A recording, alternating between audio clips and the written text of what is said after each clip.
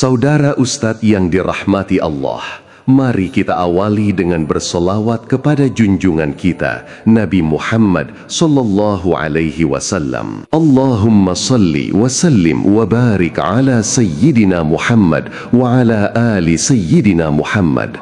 Semoga dengan solawat ini Allah limpahkan rahmat dan kelak kita semua mendapatkan syafaat baginda Rasulullah. Saudara Ustadz, pernahkah engkau merasa begini? Hidup terlihat baik, pekerjaan ada, keluarga ada, tapi di dalam hati terasa hampa, seolah ada sesuatu yang hilang, sesuatu yang tak bisa dibeli, tak bisa diukur. Hari ini, mari kita renungkan bersama tentang ketenangan yang sejati, bukan yang datang dari dunia, tapi dari hati yang selalu mengingat Allah. Kita hidup di zaman di mana ukuran kesuksesan seringkali hanya angka. Berapa banyak uang yang kita punya, seberapa besar rumah yang kita tempati, atau seberapa banyak orang yang mengenal nama kita.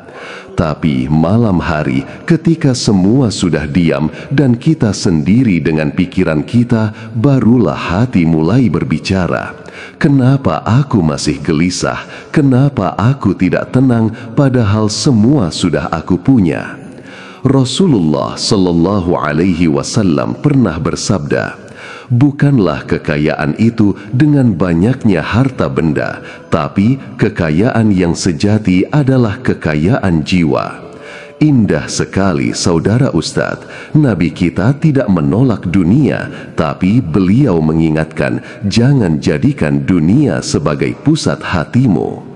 Harta itu perlu, pekerjaan itu penting, tapi jangan sampai membuat kita lupa siapa pemberinya. Kadang Allah menunda sesuatu bukan karena Dia tidak sayang, tapi karena Dia tahu jika semua diberikan sekaligus, kita akan lupa kepadanya. Allah berfirman dalam surat Ar-Ra'd ayat 28, ingatlah, hanya dengan mengingat Allah lah hati menjadi tenang. Ketenangan itu bukan terletak pada benda, tapi pada zikrullah, pada hati yang mengenal Tuhannya. Berapa banyak orang yang rumahnya besar, tapi tidurnya tidak nyenyak. Berapa banyak yang mobilnya mewah, tapi hatinya gundah.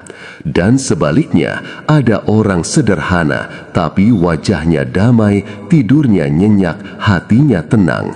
Karena mereka tahu kebahagiaan bukan tentang memiliki segalanya, tapi merasa cukup dengan apa yang Allah beri.